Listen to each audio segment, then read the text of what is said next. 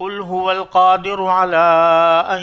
يبعث عليكم عذابا من فوقكم أو من تحت أرجلكم أو يلبسكم شيعا ويذيق بعضكم بأس بعض انظر كيف نصرف الآيات لعلهم يفقهون وكذب به قومك وهو الحق قل لست عليكم بوكيل لكل نبأ مستقر وسوف تعلمون وإذا رأيت الذين يخوضون في آياتنا فأعرض عنهم حتى يخوضوا في حديث غيره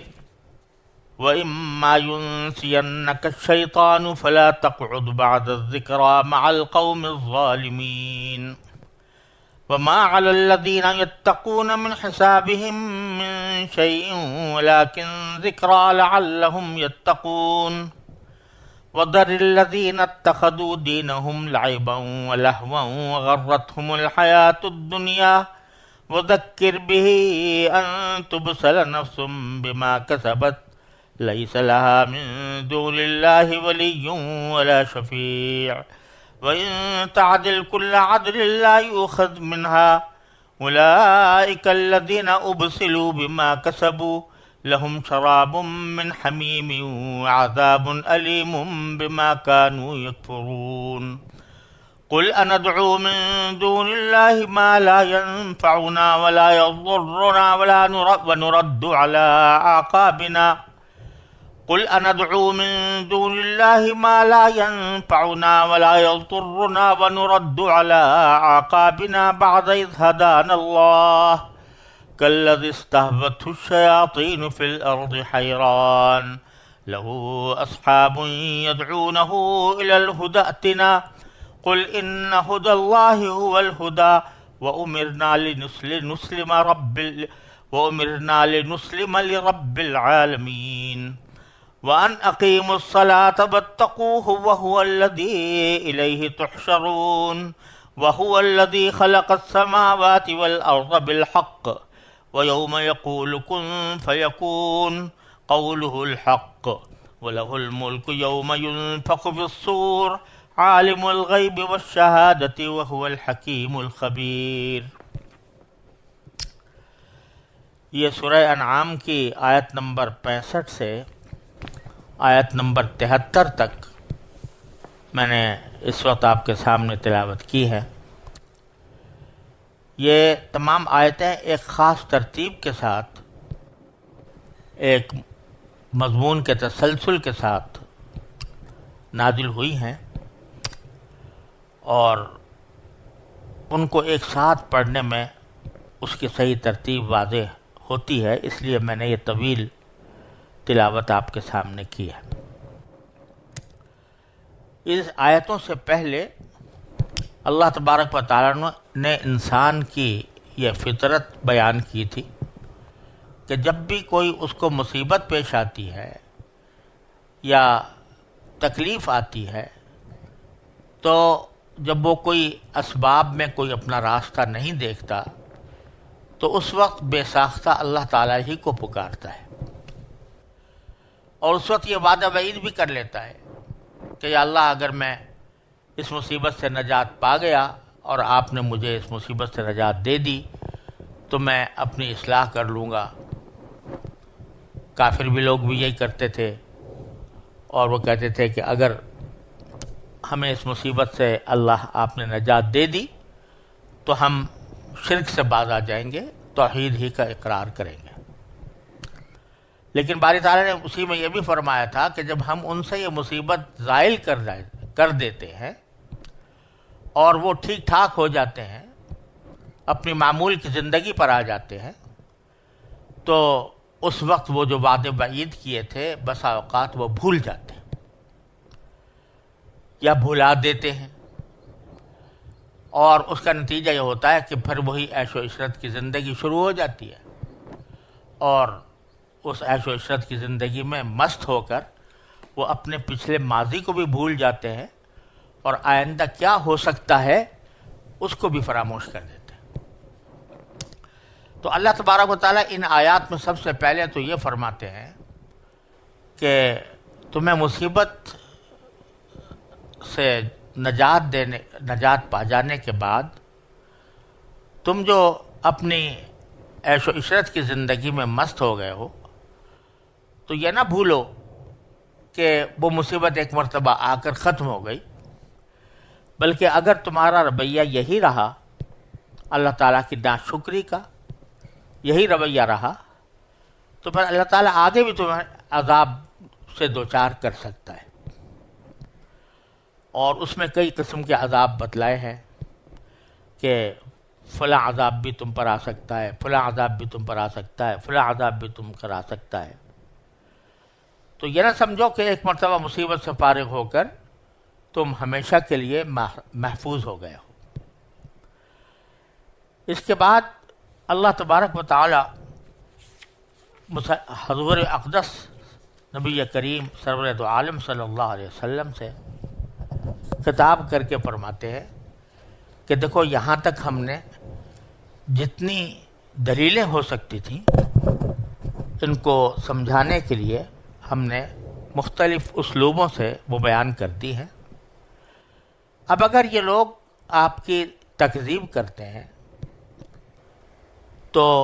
پھر آپ اس غم میں نہ پڑیے کہ یہ کیوں ایمان نہیں لا رہے اور کیوں صحیح راستے پر نہیں آ رہے، اور اللہ تعالیٰ کے ہاں ایک وقت مقرر ہے ہر چیز کا، تو ایک وقت آئے گا، ان سے بتا بھی دو کہ ایک وقت آئے گا جب اللہ تبارک و تعالیٰ تمہارے سارے اعمال کا حساب لے گا۔ تو ایک طرف تو آپ نے فرمایا کہ جو کچھ دلیلیں بیان کر دی گئی ہیں وہ کافی ہونی چاہیے، اس کے بعد بھی اگر یہ لوگ نہیں مانتے تو ان سے الگ ہو جاؤ۔ اور ان کا حال یہ ہے کہ جب یہ ان کی مجلسیں جمتی ہے تو اس میں یہ ہماری آیتوں کا مذاق اڑاتے ہیں، استہزاء کرتے ہیں۔ تو اگر کوئی ایسی مجلس ہو تو آپ بجائے اس کے کہ اس مجلس میں شریک ہوں، اس سے اپنے آپ کو کنارہ کر لیں، اور اگر کبھی بھول کر بھی آپ اس میں شریک ہو گئے تو جب یاد آ جائے تو پھر اٹھ جائیں، اور خوب سمجھ لیں کہ جو کچھ یہ کر رہے ہیں ان کی کوئی ذمہ داری آپ کے اوپر نہیں آتی، ان کی بدعمالیاں ان کے حساب میں ہیں، آپ کے حساب میں نہیں ہیں۔ البتہ آپ کا کام یہ ہے کہ ان کو نصیحت کرتے رہیں، اور اسی طرح ان کو نصیحت کرتے رہیں، یعنی جب نصیحت کا مناسب موقع ہو تو اس وقت آپ ان کو نصیحت کرتے رہیں، تاکہ ایسا نہ ہو کہ یہ غفلت میں مارے جائیں، یعنی ان کو پتہ ہی نہ ہو کہ حقیقت کیا تھی، اور پھر یہ شرک میں مبتلا ہوں اور بدعمالیوں میں گھرے رہیں، اور اس کے نتیجے میں ان کو اچانک پکڑ لیا جائے۔ اور باری تعالیٰ فرماتے ہیں کہ آخری بار ان سے یہ کہہ دو کہ تم تو ہمیں بلا رہے ہو شرک کی طرف، ہم تمہیں بلا رہے ہیں توحید کی طرف، تم ہمیں بلا رہے ہو باطل کی طرف، اور ہم تمہیں بلا رہے ہیں حق کی طرف، تو ہم تمہاری باطل کی طرف دعوت کو قبول نہیں کر سکتے، اور اللہ تعالیٰ نے جو ہدایت ہمیں دی ہے اسی پر ہم قائم رہیں گے، اور بالآخر ایک وقت ایسا آ جائے گا جب کہ حقیقت کھل کر واضح ہو جائے گی، اور اس وقت میں اللہ کے سوا کسی کی بادشاہی نہیں ہوگی، اور وہ دن قیامت کا دن اور حشر کا دن ہوگا،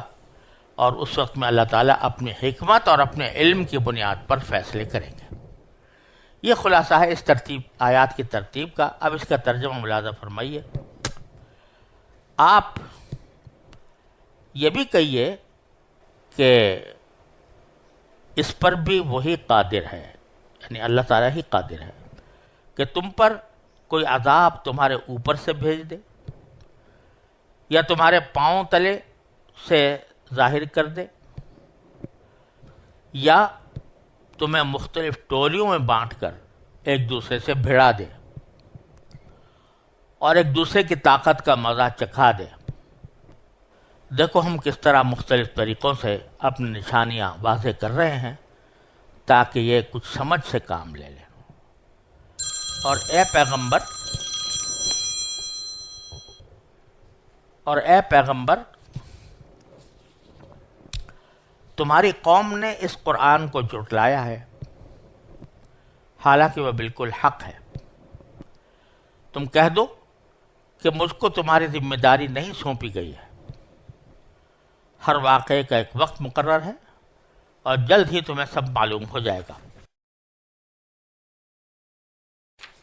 اور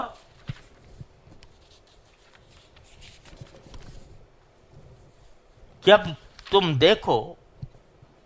ان لوگوں کو جو ہماری آیتوں کو برا بھلا کہنے میں لگے ہوئے ہیں، تو ان سے اس وقت تک کے لیے الگ ہو جاؤ جب تک وہ کسی اور بات میں مشغول نہ ہو جائیں۔ اور اگر کبھی شیطان تمہیں یہ بات بھلا دے تو یاد آنے کے بعد ظالم لوگوں کے ساتھ نہ بیٹھو۔ ان کے کھاتے میں جو اعمال ہے ان کی کوئی ذمہ داری پرہیزگاروں پر عائد نہیں ہوتی، البتہ نصیحت کر دینا ان کا کام ہے، شاید وہ بھی پرہیز کرنے لگے۔ اور چھوڑ دو ان لوگوں کو جنہوں نے اپنے دین کو کھیل تماشا بنا رکھا ہے اور جن کو دنیاوی زندگی نے دھوکے میں ڈال دیا ہے، اور اس کے ذریعے قرآن کے ذریعے لوگوں کو نصیحت کرتے رہو، تاکہ ایسا نہ ہو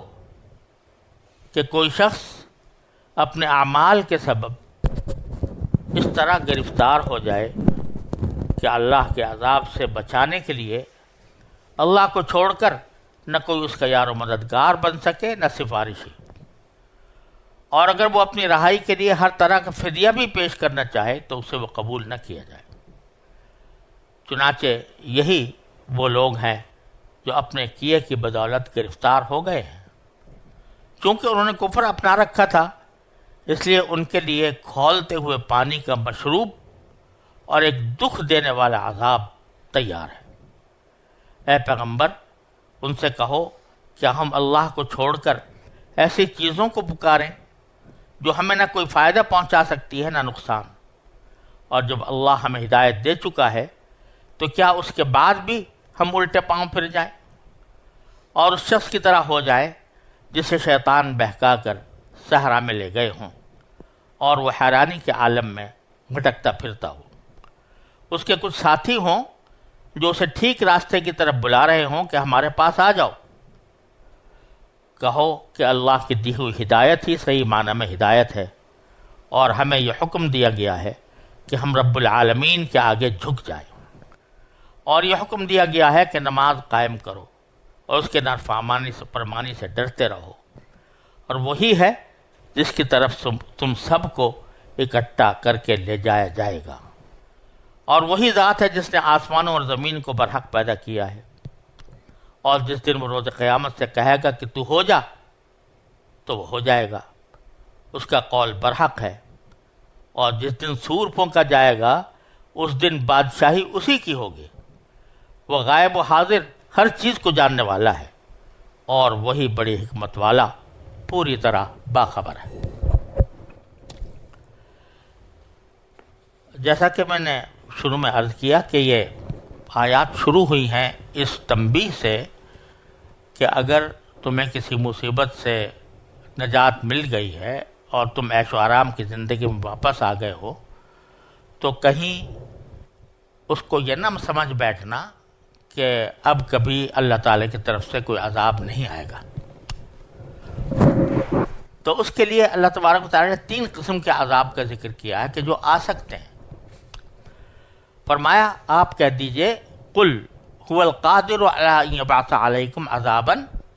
باری تعالیٰ اس پر قدرت رکھتا ہے کہ تمہارے اوپر کوئی عذاب بھیج دے۔ عذابا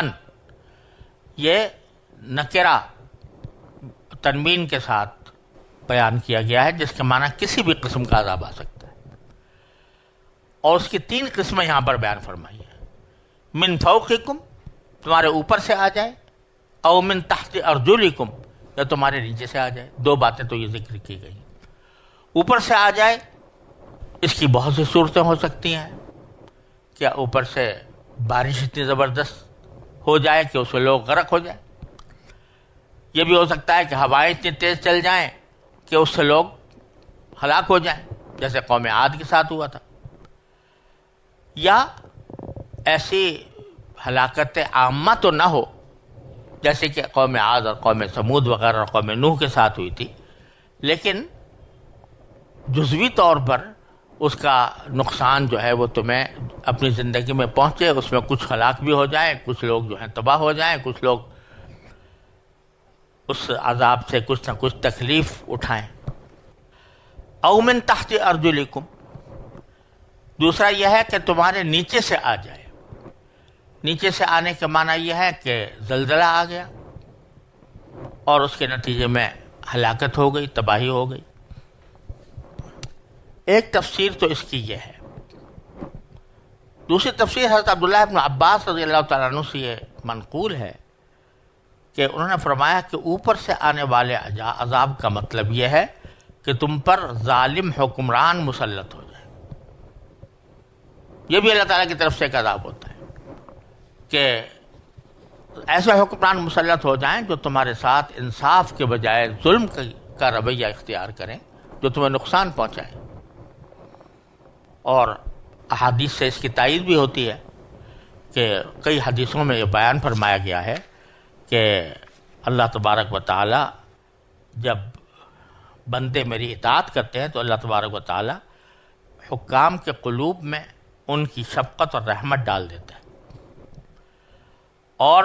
جب بندے نافرمانی کرتے ہیں تو ان کے حکام کے دل ان پر سخت کر دیتا ہے اور ان کو وہ ہر طرح کا برا عذاب چکھاتے ہیں، چاہے وہ عذاب اس معنی میں ہو کہ جسمانی تکلیف پہنچاتے ہوں، یا اس معنی میں ہو کہ برا طریقہ حکومت اختیار کر کے تمہیں ایک عمومی مشکلات سے دوچار کرتے ہوں۔ اور اسی طرح ایک روایت میں رسول کریم صلی اللہ علیہ وسلم کا یہ ارشاد منقول ہے کہ جب اللہ تعالیٰ کسی امیر اور حاکم کا بھلا چاہتے ہیں تو اس کو اچھا وزیر اور اچھا نائب دے دیتے ہیں۔ اگر امیر سے کچھ بھول ہو جائے تو وہ اس کو یاد دلا دے، اور جب امیر صحیح کام کرے تو اس کی مدد کرے، اور جب کسی حاکم و امیر کے لیے کوئی برائی مقدر ہوتی ہے تو برے آدمیوں کو اس کے وزراء اور ماتحت بنا دیا جاتا ہے۔ یہ حدیث ابو داؤد اور نسائی میں مروی ہے۔ اور ایک حدیث میں رسول کریم صلی اللہ علیہ وسلم کا یہ ارشاد بھی منقول ہے کہ جب تم پر غلط قسم کے حکمران مسلط ہو جائیں تو حکمرانوں کو برا کہتے رہنے کا رویہ اختیار نہ کرو، بلکہ خود اپنی اصلاح کرو۔ اگر تم صحیح ہو گئے تو اللہ تعالیٰ تمہارے حاکموں کو بھی تم پر اچھے حاکم بھی عطا فرمائے گا اور حاکموں کو ہدایت بھی دے گا۔ لیکن اگر تمہارے اعمال خراب رہے تو پھر یہ ظالم اور خراب حکمران ہی تم پر مسلط رہیں گے۔ یہی بات ایک مشہور مقولے میں کہی گئی ہے کہ اعمالکم امالکم، تمہارے اعمال تمہارے لیے یہ تمہارے حاکم ہوتے ہیں۔ جیسے اعمال کرو گے ویسے ہی حاکم ملیں گے۔ اچھے اعمال کرو گے اچھے حاکم ملیں گے، برے اعمال کرو گے برے ملیں گے۔ تو عذابا من فوقکم کی ایک تفسیر حضرت عبداللہ ابن عباس رضی اللہ تعالیٰ عنہ سے یہ مروی ہے کہ اللہ تعالیٰ برے حکمران تم پر مسلط کرتے ہیں۔ اور یہ جو من تحت ارجلکم، اس سے مراد یہ ہے کہ تمہارے ملازم، تمہارے ماتحت جو لوگ ہیں وہ تمہاری نافرمانی کرنے لگے، وہ تمہیں نقصان پہنچانے لگے، وہ تمہارے ساتھ غداری کرنے لگے، بے وفائی کرنے لگے، یہ بھی ایک عذاب کی صورت ہے۔ بہرحال اللہ تعالیٰ نے جو الفاظ استعمال کیے ہیں اس میں ان سارے باتوں کی گنجائش ہے کہ کوئی بھی عذاب بھیج دے، چاہے اوپر سے بھیجے، اوپر سے بھیجنے میں بارش ہوائیں بھی داخل ہیں اور ساتھ میں برے حکام بھی داخل ہیں، اور نیچے سے بھیجے اس میں زلزلے بھی داخل ہیں اور اپنے ملازمین اور اپنے ماتحتوں کی نافرمانی بھی داخل ہے۔ یہ سارے عذاب اللہ تعالیٰ بھیج سکتا ہے۔ او یلبسکم شیعا، تیسرا عذاب یہ ہے کہ تمہیں ایک دوسرے کے خلاف پارٹیاں بنا کر ایک دوسرے سے بھیڑا دے، اور اس طرح کرے کہ یذیق بعضکم بأس بعض، کہ کچھ لوگوں کو دوسرے لوگوں کا طاقت کا مزہ چکھا دے، دوسرے لوگوں کی طاقت کا مزہ، جو طاقتور ہو وہ جیت جائے، جو کمزور ہو وہ ہار جائے۔ یعنی کوئی حق و باطل کی جنگ نہیں ہے، بلکہ مفادات کی جنگ ہے، اور مفادات کی جنگ میں جو طاقتور ہوگا وہ اپنی طاقت کا مزہ چکھا دے گا دوسری گروہ کو، اور جو دوسرا گروہ ہے وہ اس کی طاقت سے مرعوب ہو کر سزا پائے گا۔ تو یہ تین قسم کے عذاب خاص طور پر اللہ تعالیٰ نے ذکر فرمائے کہ اگر تم اللہ تعالیٰ کی نعمتوں پر ناشکری ہی کرتے رہے تو اس میں ان میں سے کوئی بھی عذاب تمہارے اوپر آ سکتا ہے۔ اور یہاں عذابن میں جو چونکہ نکرہ استعمال ہوا ہے، یعنی کوئی بھی عذاب، تو اس میں یہ ضروری نہیں ہے کہ اس سے مراد عذاب عام ہی ہو، کیونکہ عذاب عام وہ ہوتا ہے جو ساری قوم کو، ساری امت کو ہلاک کر دے، جیسے کہ پچھلے انبیاء کرام کی امتوں کو ہلاک کیا گیا۔ نبی کریم سرور دو عالم صلی اللہ علیہ وسلم کو اللہ تعالیٰ نے یہ اعزاز عطا فرمایا کہ آپ کی امت کو عذاب عام سے ہلاک کرنے سے مستثنیٰ کر دیا۔ دنیا کے اندر نبی کریم سرور دو عالم صلی اللہ علیہ وسلم کی وجہ سے امت محمدی علیہ صاحب السلام پر ویسا عذاب عام نہیں آ سکتا جیسا کہ نوح علیہ السلام پر آیا تھا، ان کی قوم پر آیا تھا، یا لوط علیہ السلام کی قوم پر آیا تھا، یا عاد و سمود پر آیا تھا۔ اس طرح کا عذاب عام جس سے پوری امت ہی ہلاک ہو جائے، یہ رسول کریم صلی اللہ علیہ وسلم کی امت کے ساتھ نہیں ہوگا۔ قرآن کریم نے فرمایا ما کان اللہ لیعذبہم وانت فیہم، اللہ تعالیٰ ان کو عذاب عام نہیں دے گا جب تک کہ آپ اس میں داخل ہیں۔ لیکن عذاب عام نہ ہونے سے یہ لازم نہیں آتا کہ کوئی جزوی عذاب آ جائے، تو یہاں پر یہ جزوی عذاب بھی اس میں داخل ہے عذابن میں، اور یہ اب بھی ہو سکتا ہے، یعنی صرف یہ مشرکین کے خاصات خاص نہیں ہے، بلکہ مسلمانوں کے سلسلے میں بھی ہو سکتا ہے، یعنی اوپر سے بھی عذاب آ سکتا ہے جس کی تفسیر میں نے عرض کی، نیچے سے بھی آ سکتا ہے جیسے کہ جس کی تفسیر میں نے عرض کی، تو یہ ممکن ہے، اللہ بچائے۔ اور اگر دیکھا جائے تو ہم اپنی موجودہ زندگی میں بھی اور تاریخ میں بھی اس کا مشاہدہ کر چکے ہیں کہ اس قسم کی تنبیہات، اس قسم کے تعزیانے اللہ تعالیٰ کی طرف سے امت مسلمہ پر بھی آتے رہے ہیں۔ اور تیسری چیز یہ بیان فرمائی کہ یہ بھی ایک بہت بڑا عذاب ہے کہ تمہیں ٹولیوں میں بانٹ دے، اور ٹولیوں میں بانٹ کر ایک دوسرے سے بھڑا دے، اور ایک دوسرے کی طاقت کا مزہ چکھا دے۔ یلبسکم کا جو لفظ استعمال ہوا ہے، لبسا یلبسو کے معنی ہوتا ہے گڑبڑ کر دینا، ایک چیز کو دوسرے کی چیز کے ساتھ ملا دینا، یہ معنی ہوتا ہے اصل میں۔ تو لفظی ترجمہ اگر دیکھا جائے تو یہ ہوگا کہ تم کو گڑبڑ کر دے۔ تو اسی لیے ہم نے ترجمہ جو الفاظ میں کیا ہے وہ یہ کہ تمہیں مختلف ٹولیوں میں بانٹ کر ایک دوسرے سے بھیڑا دے۔ بھیڑا دینا یہی ہوتا ہے کہ ایک ٹولی دوسرے ٹولی سے مل کر گڑبڑ ہو گئی اور آپس میں جنگ شروع ہو گئی۔ وَيُذِيقَ بَعْضَكُمْ بَعْضَ بَعْض، اور اللہ تبارک و تعالیٰ تم میں سے بعض لوگوں کی طاقت کا مزہ دوسروں کو چکھا دے، دوسری ٹولی کو چکھا دے۔ اس کا مطلب یہ ہے کہ امت محمدیہ علیہ صاحب السلام میں بھی یہ عذاب آ سکتا ہے اور آیا ہے۔ اللہ تعالیٰ حفاظت فرمائے کہ اصل بات تو یہ تھی وَاعْتَصِمُوا بِحَبْلِ اللَّهِ جَمِيعًا وَلَا تَفَرَّقُوا، اللہ کی رسی کو مضبوط تھام کر آپس میں ٹولیوں میں نہ بٹ جاؤ، قرآن کریم کا حکم یہ تھا۔ لیکن امت نے اپنی بدعمالیوں کی وجہ سے آپس میں ایک دوسرے کو مختلف فرقے، مختلف گروہ، مختلف جماعتیں بنا کر ایک دوسرے کے ساتھ بھڑ گئے، ایک دوسرے کے ساتھ بھڑ گئے، اور مثلاً یہ کہ رنگ اور نسل کی تفریق شروع ہو گئی، یہ فلاں یہ کالا ہے، یہ گورا ہے، یہ بعض اوقات نسل کی کہ یہ جو ہے یہ عرب نسل کا ہے اور دوسرا غیر عرب نسل کا ہے،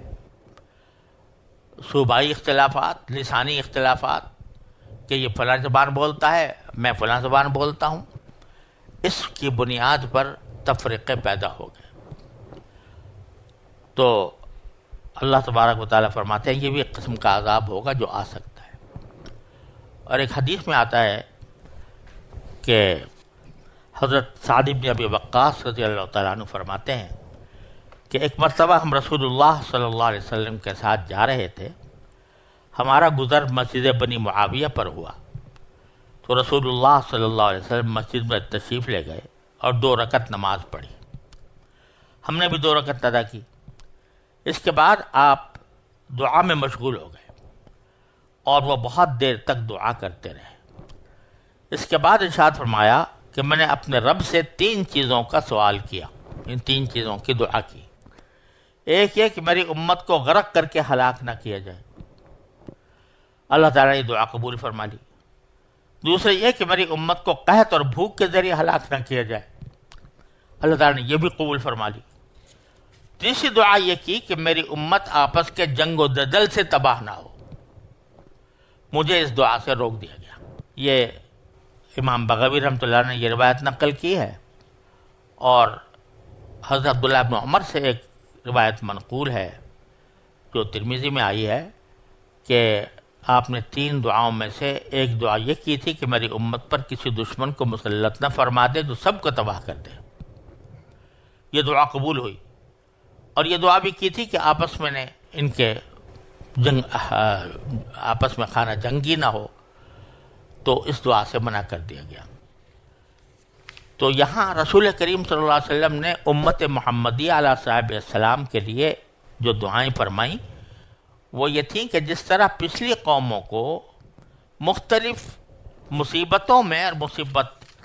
عام عذاب کے ذریعے ہلاک کیا گیا، تو میری امت کو اس طرح ہلاک نہ کیا جائے، اللہ تعالیٰ نے قبول فرما لی۔ لیکن جو تیسری دعا تھی کہ ان کے اندر آپس میں اختلافات خانہ جنگی کی حد تک نہ پہنچے، تو اللہ تعالیٰ نے اس دعا سے روک دیا۔ اس کا مطلب یہ ہے کہ مشیت الہی یہ تھی کہ اگر مسلمان اللہ تعالیٰ کو بھول جائیں اور اللہ تبارک و تعالیٰ کی احکام کی فرما برداری چھوڑ دیں، تو یہ عذاب بھی ان پر مسلط ہو جائے گا کہ لوگ فرقوں میں بٹ جائیں گے، لوگ نسلوں میں بٹ جائیں گے اور لسانی گروہوں میں بٹ جائیں گے اور مذہبی اختلافات کو ایک جنگ و جدل کا ذریعہ بنا لیں گے۔ تو یہ سب اس کے نہ ہونے کی دعا اللہ تعالیٰ نے دعا کرنے سے روک دیا کہ یہ دعا نہ کرو، کیونکہ یہ ہو رہا ہے۔ اللہ تعالیٰ محفوظ رکھے، ہم سب اس میں گنہگار ہیں کہ ہم نے اللہ تعالیٰ کے احکام کے نافرمانی کی وجہ سے اپنے آپ کو گروہوں میں بانٹ لیا، اور اب مسلمان جو کبھی ایک مجتمع اور متحد قوت ہوا کرتے تھے، جو ایک ایسا پہاڑ تھے دشمنوں کے مقابلے میں جس کو سر نہیں کیا جا سکتا تھا، آج وہ متفرق کنکریوں کی طرح بکھرے ہوئے۔ اللہ تعالیٰ ہماری ان گناہوں کو معاف فرمائے جس کی وجہ سے ہم اس عذاب میں مبتلا ہوئے ہیں۔ اور اس سے معلوم ہو رہا ہے کہ اللہ تبارک و تعالیٰ کی مرضی یہ ہے کہ مسلمان متحد ہوں۔ اگر کوئی اختلاف ہے بھی، اختلاف آرا ہو سکتا ہے، لیکن اس اختلاف آرا کو جنگ و جدل کا ذریعہ نہ بنائیں، بلکہ اس کو اختلاف کو علمی حد تک محدود رکھیں۔ بعض اختلاف ایسے ہوتے ہیں جن کی گنجائش بھی ہے اور جن میں اللہ تعالیٰ ہی کی طرف سے وسعت ہے، جیسے قرآن و حدیث کی تشریح میں ائمہ مجتہدین کا جو اختلاف ہوا ہے کہ یہ شافعی ہے، یہ مالکی ہے، یہ حنفی ہے، یہ حنبلی ہے، یہ تشریح کا اختلاف ایسا نہیں ہے کہ اس کو برا کہا جائے۔ یہ اختلاف بذات خود ایک رحمت ہے اور اس کے نتیجے میں امت کو بڑی فراخی اور وسعت حاصل ہوتی ہے۔ لیکن اس اختلاف کو ذریعہ بنا لیا جائے باہمی جنگ و جدال کا، اس بنیاد پر لڑائیاں شروع ہو جائیں، ایک دوسرے کی دشمنی ہو جائے، یہ ہے وہ چیز جس کو منع کیا گیا ہے اور جس کو ایک عذاب سے تعبیر کیا گیا۔ اور اسی طرح اگر کہیں حق و باطل کا بھی اختلاف ہو کہ ایک عقیدہ برحق ہے، دوسرا عقیدہ اس کے مقابلے میں باطل ہے، یہ اجتہادی اختلاف نہیں ہے، لیکن وہ اختلاف بھی اپنے حدود میں اس طرح رہے کہ ہر آدمی اپنے دلائل علمی انداز میں ضرور بیان کرے، لیکن اس کو قتل و قتال کا ذریعہ نہ بنائے، جنگ و جدل کا ذریعہ نہ بنائے، اس سے بد امنی پیدا نہ کرے۔ اگر یہ سب کچھ ہو رہا ہے تو اس کا معنی یہ کہ یہ اللہ تعالیٰ کی طرف سے ایک عذاب ہے جو امت پر مسلط ہے۔ اللہ تبارک و تعالیٰ اس سے ہمیں بچنے کی توفیق عطا فرمائے۔ حضرت حکیم الامت مولانا تھانوی رحمۃ اللہ علیہ نے ایک مختصر جملے میں اس حقیقت کو بیان فرمایا کہ اپنے مسلک کو چھوڑو نہیں، دوسرے مسلک کو چھیڑو نہیں۔ مسلک کو چھوڑو نہیں، جو اپنا تمہاری رائے اس پر قائم رہو، اور لیکن اب دوسرے کے مسلک کو چھیڑو نہیں۔ چھیڑنے کے معنی یہ ہے کہ جس سے منع کیا گیا چھیڑنے سے، کہ اس پر طنز و تعریض کے ڈونگرے برسائے جائیں یا اس کے ساتھ دشمنی کر لی جائے۔ جہاں تک علمی طور پر تنقید کا تعلق ہے، علمی انداز میں بحث و مباحثے کا تعلق ہے، وہ منع نہیں،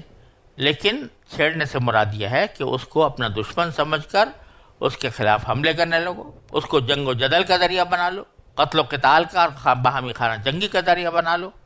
یہ نہیں، یہ کرنا ایک مسلمان کا شیوہ نہیں ہونا چاہیے۔ یہ سب فرما کر باری تعالیٰ فرماتے ہیں کہ انظر کیف نصرف الآیات، دیکھو ہم کس کس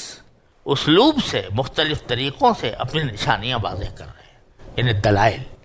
یہ سورہ انعام جو چلی آ رہی ہے اس کے اندر توحید، رسالت، آخرت،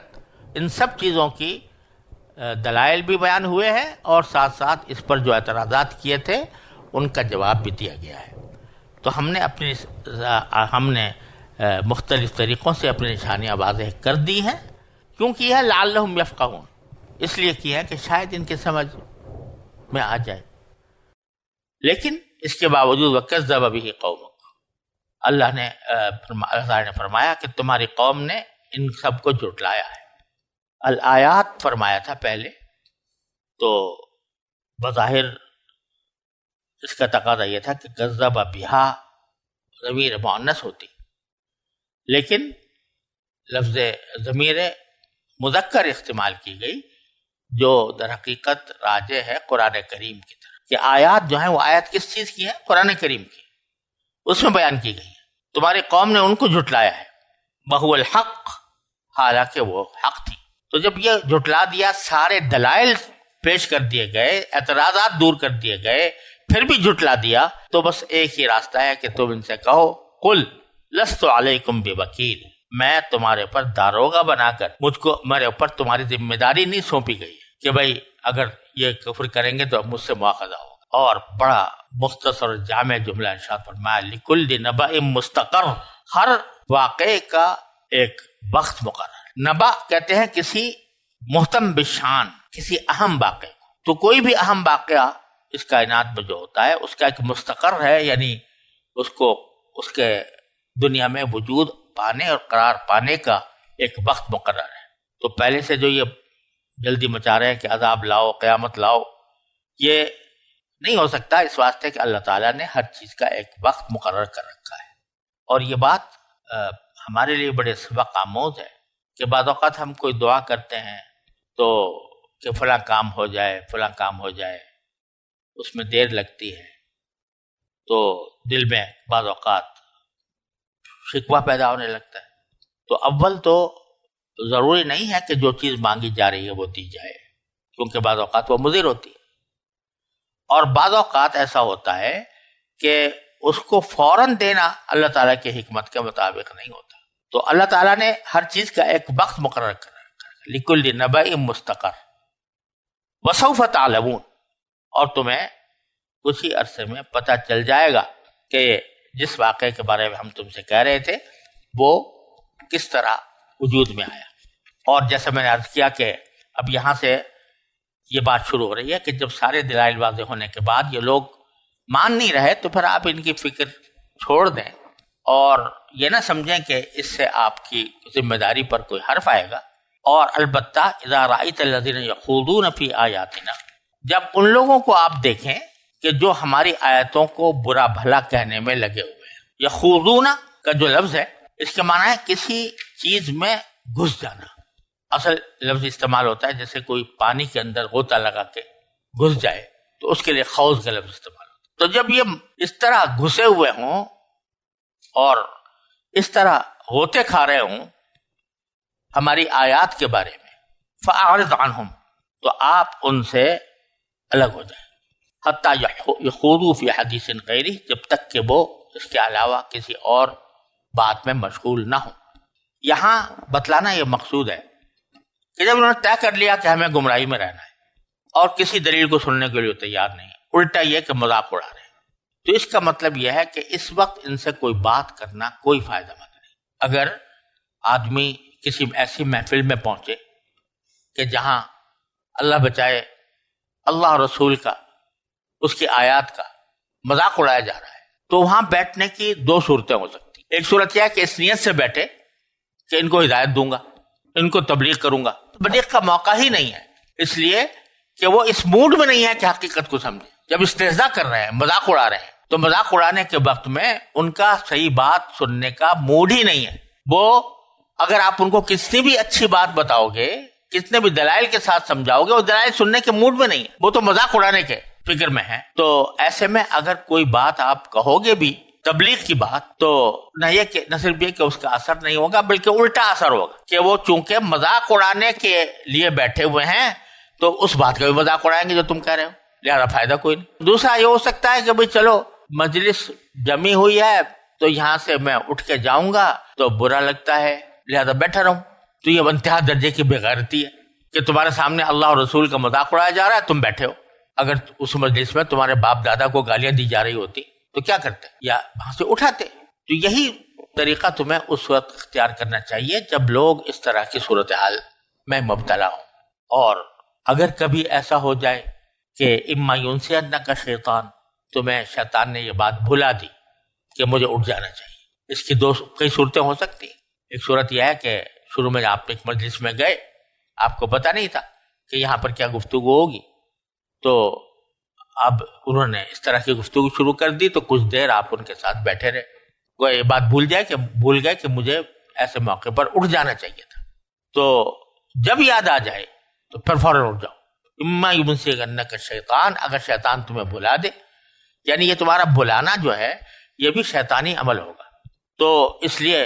لا تقعد بعد الذکر، یاد آنے کے بعد اس مجلس میں بیٹھو ہی نہیں مع القوم الظالمین، ان لوگوں کے ساتھ جو کہ ظلم کر رہے ہیں، ظلم کے مرتکب ہو رہے ہیں. تو اس سے نتیجہ یہ نکلا، ہمارے لیے بھی یہ حکم ہے کہ اگر کسی مجلس میں کچھ لوگ اللہ رسول کا مذاق اڑا رہے ہیں تو اس مجلس میں مت بیٹھو، وہاں سے اٹھاؤ. تمہاری ایمانی غیرت کا تقاضا یہ ہے کہ اٹھاؤ، اور نہ اس وقت یہ سمجھو کہ ہم تھوڑی دیر میں ان کو تبلیغ کر لیں گے. وہ اس کام کے لیے بیٹھے ہی نہیں ہیں،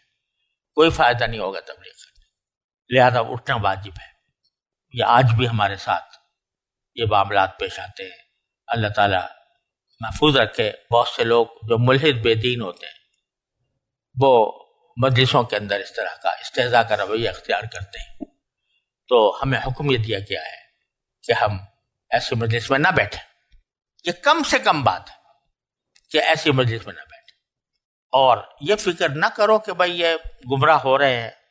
جب انہوں نے گمراہی کی ٹھان ہی لی ہے تو اب تم کیا کر سکتے ہو؟ ما علی الذین یتقون من حسابہم من شیء، تقوی والوں کے اوپر کوئی ذمہ داری نہیں ہے ان کے کھاتے کی. ولیکن ذکرہ، اگر ذمہ داری ہے تو صرف اس بات کی کہ تم ان کو نصیحت کر سکتے، لیکن نصیحت بھی موقع پر، موقع کے ساتھ. یہ جب استہزاء کا معاملہ کر رہے ہیں، مذاق اڑا رہے ہیں، یہ موقع نہیں ہے تبلیغ کا. جب تبلیغ کا موقع آئے تو اس وقت بے شک ان کو نصیحت کر دو. بس اتنا کام تمہارا ہے. آگے مانے یا نہ مانے اس کی ذمہ داری انہی پر ہے. لعلہم یتقون، نصیحت کر دو تاکہ ہو سکتا ہے ان کے دل میں کوئی خدا کا خوف پیدا ہو جائے. وَذَرِ الَّذِينَ اتَّخَذُوا دِينَهُمْ لَعِبًا وَلَهْوًا، اور جن لوگوں نے اپنا دین کھیل تماشے کو بنا رکھا ہے تو ان کو چھوڑ دو ان لوگوں کو جنہوں نے اپنے دین کو کھیل تماشا بنا رکھا ہے. یعنی دین کوئی سنجیدہ بات نہیں ہے ان کے نزدیک جس کے اوپر دلائل سے غور کیا جائے، بلکہ کھیل تماشا ہے، اس میں مجلس آرائی ہے، اس میں دین کا مذاق بھی اڑایا جائے تو کوئی بات نہیں. تو جن لوگوں نے یہ دین کو کھیل تماشا بنا رکھا ہے ان کو چھوڑ کے الگ ہو جاؤ. بغرتہم الحیات الدنیا، اور اس کھیل تماشا بنانے کی جو اصل وجہ ہے وہ یہ ہے کہ ان کو دنیاوی زندگی نے دھوکے میں ڈال رکھا ہے. یعنی سارا مسئلہ یہ ہے، جو اصل بنیاد ہے ساری برائی کی وہ یہ کہ انہوں نے دنیاوی زندگی ہی کو سب کچھ سمجھ رکھا ہے اور اسی کی عیش و عشرت، اسی کی تکلیف، اسی کی راحت ان کے سامنے بس یہ آخری منزل ہے. اس سے آگے کہ ان کو کوئی فکر نہیں ہے. تو جب یہ بات ہے تو اس کا راستہ یہی ہے کہ تم ان کو چھوڑ دو. البتہ جب کبھی یہ کسی سنجیدگی کے ساتھ بات کرنے پر یا بات سننے پر آمادہ ہوں تو پھر یہ کیا کرو، وذکر بھی، تو پھر قرآن کے ذریعے ان کو نصیحت کرو. ان تبصر نفس بما کسبت، کہ کہیں ایسا نہ ہو کہ کوئی انسان اپنے اعمال کی وجہ سے گرفتار ہو جائے. یعنی وہ نادانی میں، آپ نے تبلیغ نہیں کی، آپ نے دعوت نہیں پہنچائی، آپ نے اس کو حق کا پیغام نہیں دیا، نادان ہے وہ، اور اس صورت میں وہ کسی عمل کی وجہ سے گرفتار ہو جائے اللہ تعالیٰ کی بارگاہ میں. لیس لہا من دون اللہ ولی ولا شفیع، اور جو اگر کوئی شخص گرفتار ہو گیا قیامت اور آخرت کے لحاظ سے تو نہ اس کا اللہ کے سوا کوئی حمایتی ہوگا نہ سفارش کرنے والا ہوگا. وہ ان تعدل کل عدل، اور اگر وہ پورے تمام دنیا کی چیزیں فدیے کے طور پر پیش کرنا چاہے کہ فدیہ لے لو اور مجھے چھوڑ دو، لا یؤخذ منہا، تو وہ نہیں لیا جائے گا. دنیا میں یہ ہوتا ہے کہ جب آدمی کسی جرم میں گرفتار ہو گیا تو یا تو کوئی اس کا حمایتی آتا ہے جو اس کا دفاع کرتا ہے، یا کوئی سفارش پہنچ جاتی ہے، یا جب سب چیزیں فیل ہو جائیں تو وہ کہتا ہے بھئی پیسے لے لو مجھے اور مجھے اس مشکل سے چھڑا دو، تو وہاں کچھ کام نہیں آئے گا. اولئک الذین ابصروا بما کسبوا، یہ وہ لوگ ہیں کہ جن کو گرفتار کر لیا جائے گا ان کے اعمال کے نتیجے میں، اور اس کا نتیجہ کیا ہوگا کہ لہم شراب من حمیم، ان کو کھولتے ہوئے پانی کا مشروب پیش کیا جائے گا. دو چیزیں یہاں پر ذکر فرمائی، شراب من حمیم و عذاب علیم بما کانوا یکفرون. دوسری آیات سے معلوم ہوتا ہے کہ جب اللہ بچائے، اللہ تعالیٰ ہر ایک کو اس سے محفوظ رکھے، کہ جب یہ لوگ آخرت میں پیش ہوں گے کافر تو ان کی سب سے پہلی مہمانی جو ہے وہ کھولتے ہوئے پانی سے ہوگی. نزول من حمیم، دوسری جگہ قرآن کریم میں فرمایا کہ یہ پہلی مہمانی ہوگی. نزول کہتے ہیں ایسی اس چیز کو جب کوئی مہمان آئے تو مہمان آتے ہی اس کو جو چیز پیش کی جاتی ہے وہ نزول کہلاتی ہے. جیسے آج کل کی اصطلاح میں کہا جاتا ہے کہ ویلکم ڈرنک، کہ جب کوئی شخص مہمان آیا، اب کسی ہوٹل میں آپ اچھے بڑے ہوٹل میں جاتے ہیں تو ابھی آپ پوری طرح آپ کو کمرہ بھی نہیں ملا ہوا ہوتا لیکن وہ ایک جوس لا کے دے دیتے ہیں یا کوئی چیز، تو وہ نزول ہے، پہلی مہمانی. تو اللہ بچائے ان کافروں کی پہلی مہمانی جو ہے وہ کھولتے ہوئے پانی سے ہوگی، اور اس کے بعد عذاب علیم بما کانوا یکفرون، پھر ایک دردناک دکھ دینے والا عذاب ہوگا ان کے کفر کی وجہ سے. تو چونکہ ان کی کئی انجام ہونے والا ہے لہذا حسب موقع ان کو تبلیغ کرتے رہنا چاہیے. ایسے وقت نہیں جب یہ کھیل کود میں مصروف ہو، ایسے وقت جب سنجیدگی سے بات کرنے کی پوزیشن میں ہو. پچھلی آیات کا خلاصہ یہ نکلا. اس سے یہ بھی معلوم ہوا کہ تبلیغ کی اہمیت واضح ہوئی کہ اللہ تعالیٰ کی دعوت پہنچا دینا یہ بھی مسلمانوں کا ایک فریضہ ہے، اور اللہ تعالیٰ کی رحمت نے اتنا فرمایا ہے کہ یہ فرض کفایہ ہے. کچھ لوگ بھی اگر اس پر عمل کر لیں گے تو دوسرے لوگوں کی طرف سے وہ فریضہ ادا ہو جائے گا. لیکن ساتھ ہی یہ ضرور ہے وَلْتَكُمْ مِنْكُمْ أُمَّةٌ، تم میں سے ایک جماعت ایسی ہونی چاہیے کہ جو خبر ہے کی طرف بلائے، جس کی تفصیل پیچھے الحمدللہ سورہ آل عمران میں گزر چکی. اب فرماتے ہیں کہ بجائے اس کے کہ ہم تمہیں دعوت دیں اور دے رہے ہیں تمہیں، لیکن الٹا تم ہم سے کہتے ہو کہ ہم واپس آ جائیں. تو آپ ان کے جواب میں فرمائیے قل اندعو من دون اللہ ما لا ينفعنا ولا يضرنا، کیا ہم اللہ تعالیٰ کو چھوڑ کر ان کو پکاریں، ان سے دعائیں کریں جو نہ ہمیں کوئی نفع پہنچا سکتے ہیں نہ نقصان پہنچا سکتے، وَنُرَدُّ عَلَىٰ أَعْقَابِنَا، اور پیٹھ پیچھے لوٹ جائیں، الٹے پاؤں لوٹ جائیں۔ تو جبکہ بعد از ہدانا اللہ، جبکہ اللہ تعالیٰ نے ہمیں ہدایت دے دی ہے اور اس کی خوبصورت ایک مثال دی ہے کہ تمہاری مثال ایسی ہے جیسے کہ ایک شخص ہو، شیطان نے اس کو صحرا کے اندر بھٹکا دیا، صحرا میں راستہ بھول گیا، شیطان نے ایسی جگہ لے گیا جہاں پر اس کو راستہ نہیں مل رہا، اور اس کی وجہ سے وہ پریشان ہے کہ میں کیا کروں، اور اس کے کچھ ساتھی جو ہیں وہ اس کو پکار رہے ہیں کہ بھائی یہاں آ جاؤ، یہ صحیح راستہ ہے، لیکن وہ بھٹکتا پھر رہا ہے اور کوئی راستہ اس کو نہیں ملتا۔ تمہاری مثال ایسی ہے کہ تم صحرا میں بھٹکنے والے ایک شخص کی طرح ہو، شیطان تمہیں صحیح راستے سے ہٹا کر ایسے صحرا میں لے گیا ہے کہ جہاں تمہیں کوئی راستہ نہیں مل رہا، صحیح راستہ، اور ہم تمہیں پکار رہے ہیں کہ وہاں سے واپس آ جاؤ، ہمارے پاس آ جاؤ، تمہارے لیے سلامتی کا، تمہارے لیے خیر کا راستہ ہی ہے۔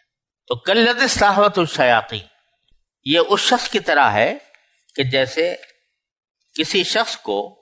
شیطان بہکار کے صحرا میں لے گیا۔ لفظ تو یہاں پر ارض آیا ہے، فی الارض، کالذی استہوته الشیاطین فی الارض، لیکن سیاق کلام سے لگ رہا ہے کہ ارض سے مراد صحرا ہے، حیران کہ وہ جا کر وہاں پر حیرانی کے عالم میں بھٹکتا پھر رہا ہے۔ لہو اصحاب، اس کے کچھ ساتھی بھی ہیں، یدعونہ الی الہدی، جو اسے پکار رہے ہیں ہدایت کے راستے کی طرف، صحیح راستے کی طرف، اور کہہ رہے ہیں کہ ایتنا، ہمارے پاس آ جاؤ، محبت سے کہہ رہے ہیں، شفقت سے کہہ رہے ہیں، لیکن وہ صحرا کے اندر بھٹکنے کو پسند کر رہا ہے، نہیں بھٹکتا پھر رہا ہے۔ قل ان ھدی اللہ ھو الھدی، آپ کہہ دیجئے کہ اللہ کی ہدایت ہی صحیح ہدایت ہے، جو اللہ نے ہدایت دی ہے، تم جو بھٹک رہے ہو، وہ صحرا میں بھٹک رہے ہو،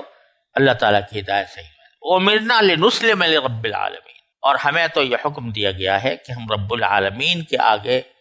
سر جھکا دیں۔ اسلم یسلم کے معنی جھک جانے، سر جھکا دینے، سر تسلیم خم کر لینے کے معنی ہوتے ہیں، اور اسلام کے معنی بھی اسی لیے رکھے گئے اسلام، کہ اس میں بندہ اللہ تعالیٰ کے آگے سر تسلیم خم کر دیتا ہے۔ تو ہمیں تو یہ حکم دیا گیا ہے کہ ہم جھک جائیں اور اپنے آپ کو جھکا دیں، کس کے لیے؟ رب العالمین، سارے جہانوں کے پروردگار کے آگے۔ اس میں جھک جانے کی دلیل بھی پوشیدہ ہے۔ کیوں جھک جائیں ان کے آگے؟ اس لیے کہ وہ سارے جہانوں کا پروردگار ہے، تو اس کے آگے جھک جائیں۔ اور جھک جانے کا کیا مطلب ہے؟ جھک جانے کا معنی یہ ہے کہ اس کے دیے ہوئے تمام احکام پر عمل کریں، جن میں سب سے مقدم نماز ہے، ان اقیموا الصلاۃ، اور نماز قائم کرو، واتقوہ، اور اللہ سے ڈرتے رہو، اور ان باتوں سے بچتے رہو جو اللہ تعالیٰ کو ناراض کرنے والی ہے، جس کا نام تقویٰ ہے۔ تو اقامت صلاۃ کا خاص طور پر ذکر کر کے اس کی اہمیت کی طرف اشارہ کر دیا کہ سارے دین کے احکام میں سب سے زیادہ اہمیت نماز قائم کرنے کی ہے، اور بعد میں پھر ذکر کیا واتقوہ، جس میں سارے دین کے احکامات، وَهُوَ الَّذِي إِلَيْهِ تُحْشَرُونَ، اور اس پر عمل کرنے کے لیے، نماز کی پابندی کے لیے اور اللہ تعالیٰ کے سارے احکام پر عمل کرنے کے لیے بہترین نسخہ یہ ہے کہ یہ بات ذہن میں رکھو کہ وَهُوَ الَّذِي إِلَيْهِ تُحْشَرُونَ، باری تعالیٰ وہی ہے جس کے سامنے تم کو اکٹھا کیا جائے گا۔ اگر یہ انسان کے دل میں یہ بات بیٹھ جائے اور دھیان رہے کہ مجھے اللہ تعالیٰ کے سامنے جواب دہ ہونا ہے، تو یہی سب سے بہترین طریقہ ہے اللہ کے احکام پر عمل پیرا ہونے کا۔ وَهُوَ الَّذِي خَلَقَ السَّمَاوَاتِ وَالْأَرْضَ بِالْحَقِّ، وہی ہے جس نے تمام آسمانوں اور زمین کو پیدا کیا ہے برحق طریقے۔ اشارہ اس بات کی طرف ہے کہ یہ زمین و آسمان کو پیدا کرنا، یہ ساری کائنات پیدا کرنا، یہ کوئی دل بہلانے کے لیے نہیں کر لیا اللہ میاں نے کہ ایک کھیل کر لیا ہے، کھیل بنا لیا ہے، دنیا کو پیدا کرنا اور ختم کر دینا، بلکہ یہ بالحق ہے، ایک خاص مقصد ہے اس کا، اور وہ مقصد ہے کہ اس کائنات کے اندر اللہ کی فرما برداری کی جائے، اور جو ظالم ہیں ان کو سزا ملے، جو نیک ہیں ان کو اچھا بدلہ ملے۔ وَيَقُولُ كُن فَيَكُونُ، اور کوئی اگر یہ سمجھے کہ یہ تو بڑا مشکل کام ہے کہ ساری آسمان و زمین کو پیدا کر کے پھر دوبارہ سب کو جمع کرنا، تو کوئی مشکل اس لیے نہیں ہے کہ اللہ تعالیٰ کو کسی کام میں کسی کی حاجت نہیں ہے. وہ کی چیز کے بارے میں بھی کہتا ہے کن ہو جا فیکون، تو وہ ہو جاتی ہے. تو جب یہاں دنیا میں یہ ہو رہا ہے تو اس آخرت میں جہاں سوائے اللہ کے کسی کی بادشاہی نہیں ہوگی تو وہاں پر وہ ہے کن کہہ دے گا، سب کچھ ہو جائے گا. قول الحق، اور اس کا کہنا برحق ہے. وَلَهُ الْمُلْكُ يَوْمَ يُنفَخُ فِي-الصُّورِ، اور جب سور پھونکا جائے گا تو بادشاہی صرف اسی کی ہوگی. ویسے تو بادشاہی اللہ ہی کی ہے، سور پھونکنے سے پہلے بھی اور بعد میں بھی، لیکن سور پھونکنے کے بعد خاص طور پر اسے ذکر کیا گیا کہ اس سے پہلے کی زندگی میں چھوٹے چھوٹے بادشاہ ہوتے ہیں. کوئی کہیں کا بادشاہ ہو گیا، کوئی کہیں کا حاکم ہو گیا، تو اگرچہ وہ بھی اللہ تعالیٰ ہی کی مشیت سے ہوتے ہیں، لیکن بہرحال ظاہری طور پر ان کو بادشاہ سمجھا جاتا ہے، ان کو حاکم سمجھا جاتا ہے. لیکن اس دن جب سور پھونک دیا جائے گا تو پھر وہ چھوٹی چھوٹی بادشاہتیں بھی ختم ہو جائیں گی. لمن الملک اليوم، اللہ تعالیٰ اس وقت حدیث میں آتا ہے پکارے گا آج کس کی ہے بادشاہت؟ للہ الواحد القہار، ایک ہی اللہ کی ہے جو ایک ہے اور سب پر غالب ہے. عالم الغیب والشہادہ، اور چونکہ وہ سب چھپی اور کھلی ساری باتوں کو جانتا ہے، غائب و حاضر ساری باتوں کو جانتا ہے، اور وہ حکمت والا بھی ہے، وہ الحکیم الخبیر، اور سارے چیزوں سے باخبر بھی ہے. اس واسطے جو فیصلہ اس وقت وہ فرمائے گا وہ عین انصاف کا فیصلہ ہوگا، اور اس میں ظالم کو اس کے ظلم کا بدلہ ملے گا، مظلوم کی داد رسی ہوگی، اور نیک اعمال کو ان کے نیک اعمال کا اچھا بدلہ دیا جائے گا. وصلی اللہ تعالیٰ